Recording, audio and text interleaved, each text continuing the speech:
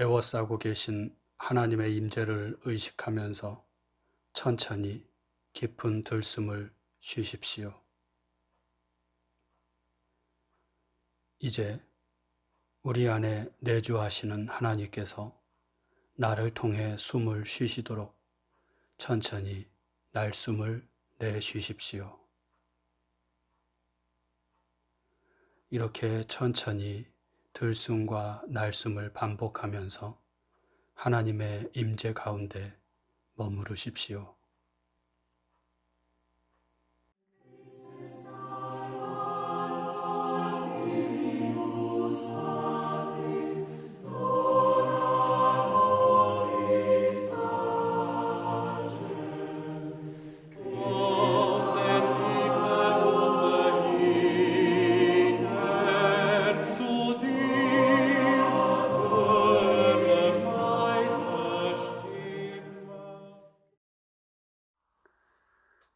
오늘 우리에게 주시는 하나님 말씀은 신명기 7장 6절에서 11절 말씀입니다. 이제 낭독합니다. 하나님 말씀에 경청하십시오. 너는 여호와 내 하나님의 성민이라. 내 하나님 여호와께서 지상 만민 중에서 너를 자기 기업의 백성으로 택하셨나니 여호와께서 너희를 기뻐하시고 너희를 택하심은 너희가 다른 민족보다 수요가 많기 때문이 아니니라.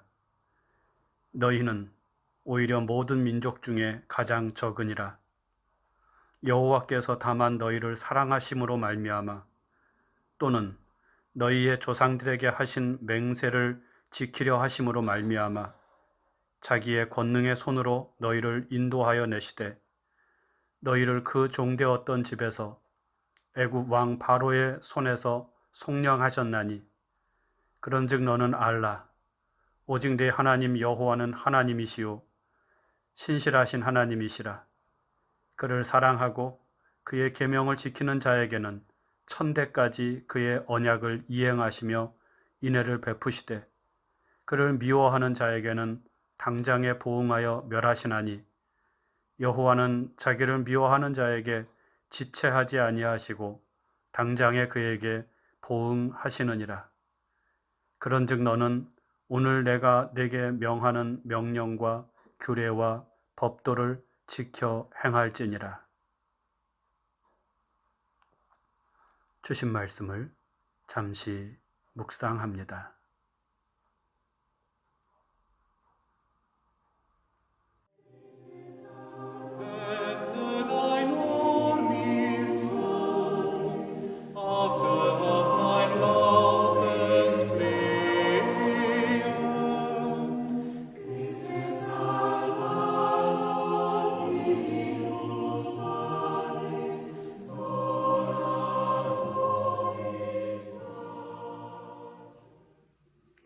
신명기는 출애굽한 이스라엘 백성들이 출애굽 이후 광야 40년을 지나 약속의 땅에 들어가기 전 모세가 백성들에게 한 설교, 3편의 설교를 모아놓은 책입니다. 광야가 이스라엘 백성들이 애굽의 노예가 아니라 하나님의 백성으로 훈련받는 장소였다면 약속의 땅은 훈련받은 대로 하나님의 백성으로서 살아가야 할 땅입니다. 모세는 약속의 땅을 바라보고 있는 백성들에게 그 땅에 들어가서 어떻게 살아야 할지를 마치 유언과도 같은 고별 설교 형식을 빌어서 말하는데 그 내용은 새로운 것이 아닙니다. 시내산에서 받은 율법과 계명을 다시 한번 반복하는 형식을 취하고 있습니다. 결국 신명기에는 하나님의 백성으로 산다는 것은 하나님께서 주신 계명, 곧 하나님의 뜻을 따라 사는 것이라는 의미가 담겨 있다고 할 수 있겠습니다. 오늘 말씀은 그 첫 번째 설교에 해당되는 말씀으로 두 가지의 명령어가 내용적인 핵심을 이루고 있습니다. 그 첫 번째는 9절에 너희는 알라는 말씀이고 두 번째는 11절에 행할지니라는 말씀입니다. 먼저 첫 번째로 모세는 이스라엘 백성들을 향하여 그런즉 너희는 알라 라고 말합니다. 무엇을 알아야 한다는 것일까요? 9절 후반절 오직 내 하나님 여호와는 하나님이시요 신실하신 하나님이시라는 사실을 알라는 것입니다. 다른 번역을 보니까 이 말씀은 그러므로 너희는 네 하나님 여호와는 참 하나님이시요 그를 사랑하는 자들과 그 계명을 지키는 자들에게 천대까지 언약과 인애를 지키시는 신실하신 하나님인 것을 알라라고 되어 있습니다. 영어 성경 NIV에서는 언약과 인애를 지킨다는 말씀을 Covenant of Love, 즉 사랑의 언약으로 번역하고 있습니다.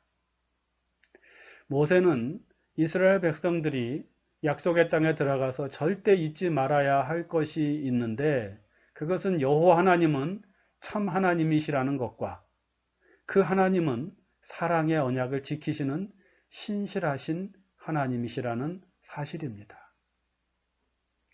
이 말씀 속에는 여호와 하나님이 참 하나님이신 것은 당신의 백성들과 맺은 언약, 그 사랑의 언약을 지키시기 때문이라는 그런 뜻이 이 말씀 안에는 담겨져 있습니다.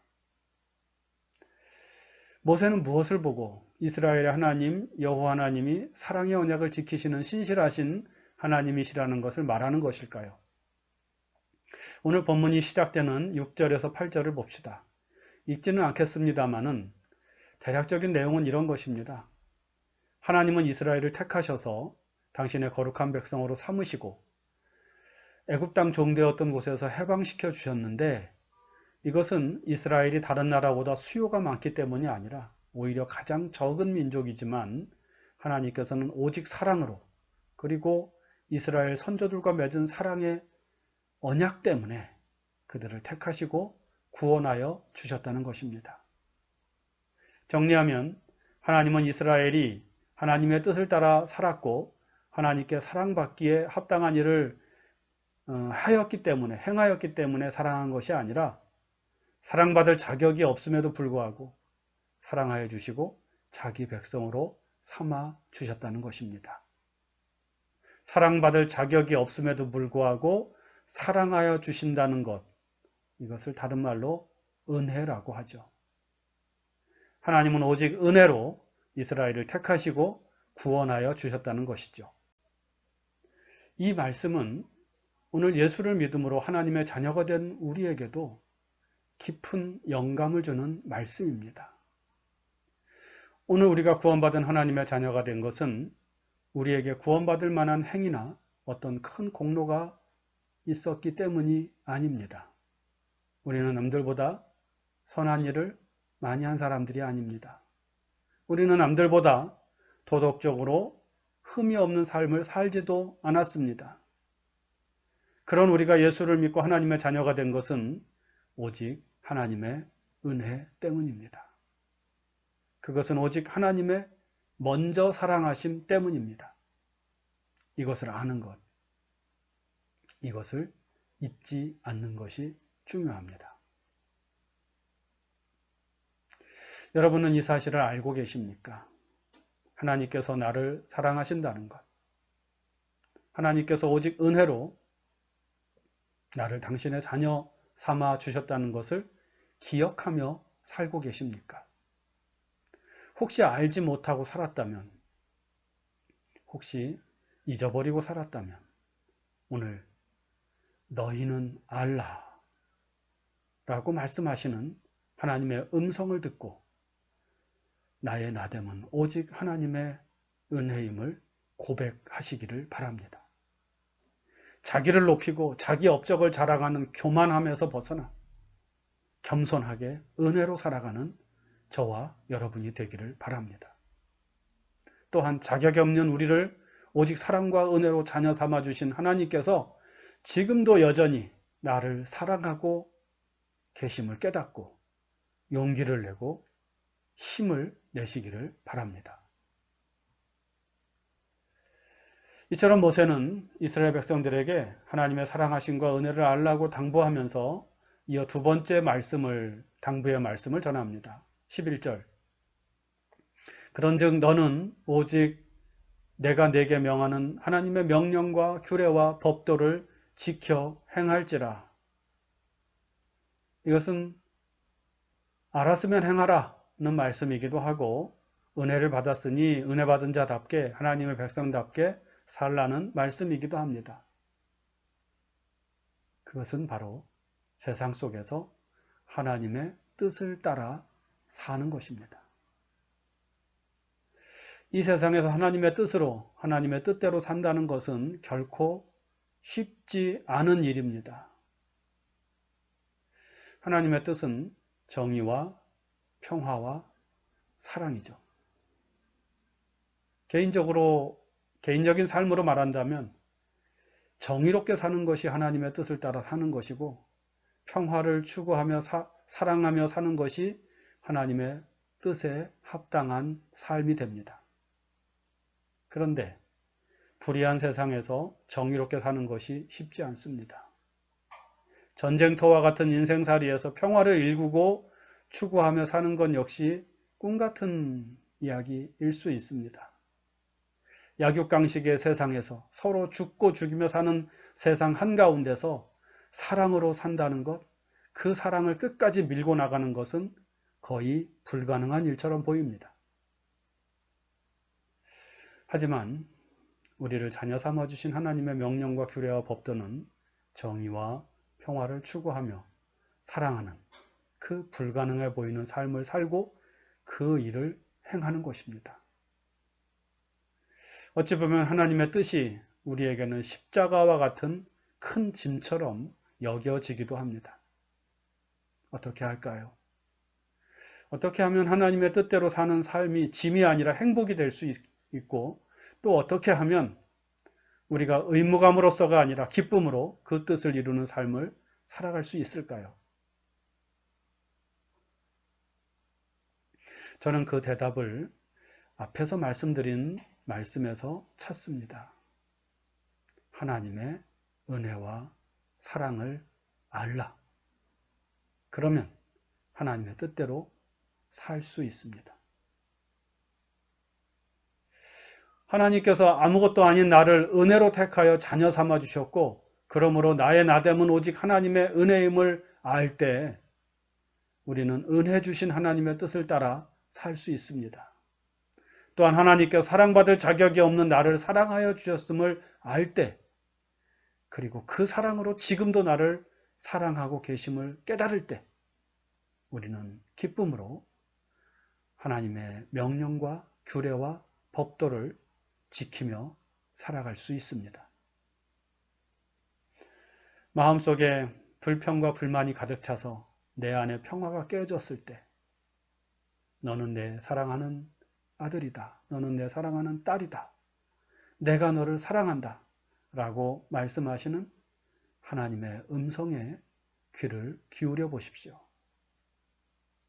누군가를 미워하는 마음이 나의 전 존재를 집어삼키울 때, 자격이 없는 나를, 아니 하나님의 원수된 자로 살아가던 나를 오직 사랑으로 안아주시고 품어주신 하나님을 기억하십시오.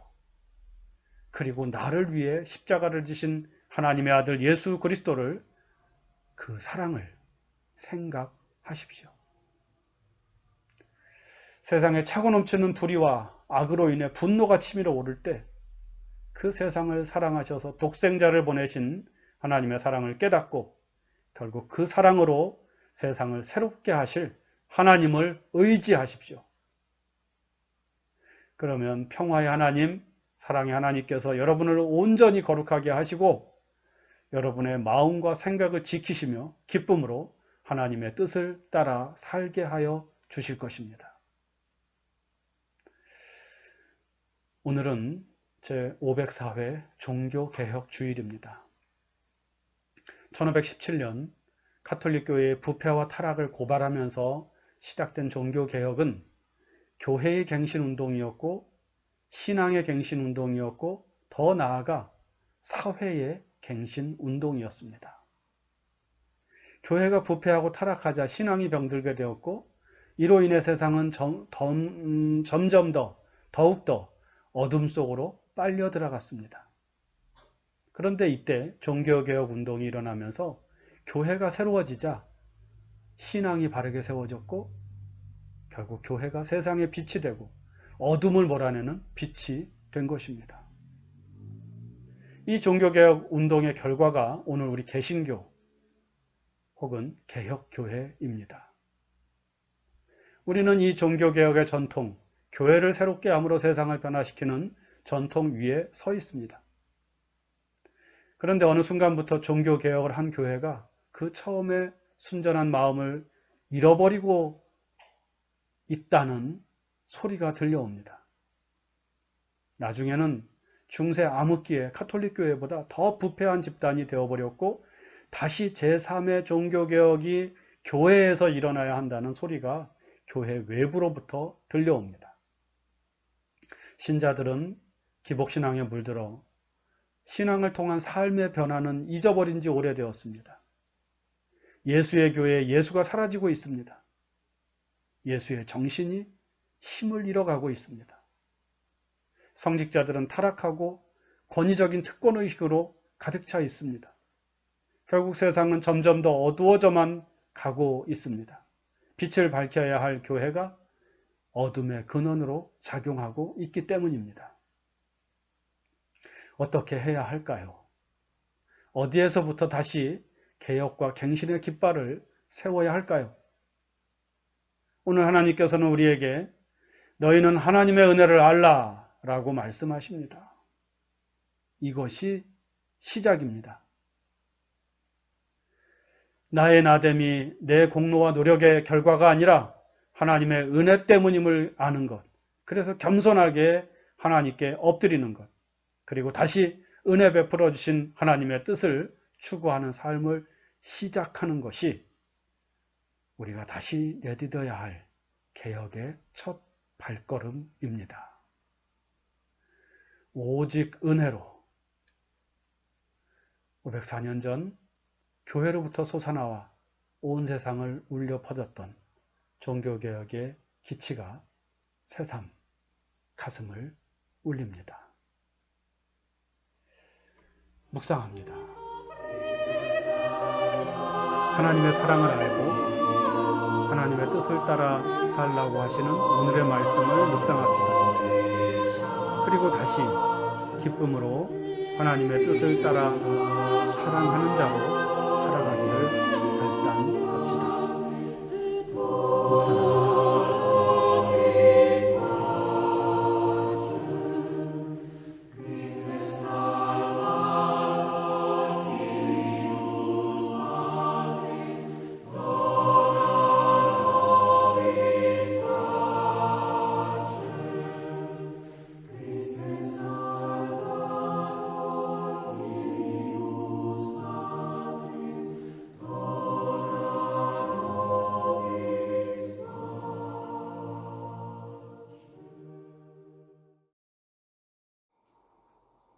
다 같이 주님께서 가르쳐 주신 기도를 드립니다.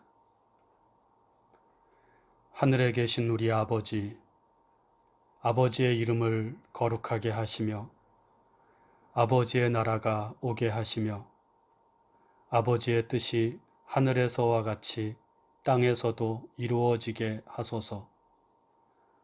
오늘 우리에게 일용할 양식을 주시고 우리가 우리에게 잘못한 사람을 용서하여 준 것 같이 우리 죄를 용서하여 주시고 우리를 시험에 빠지지 않게 하시고 악에서 구하소서.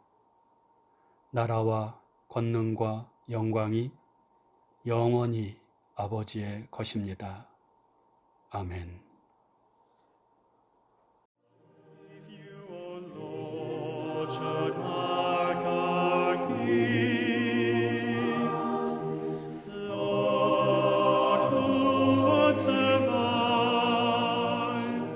But with you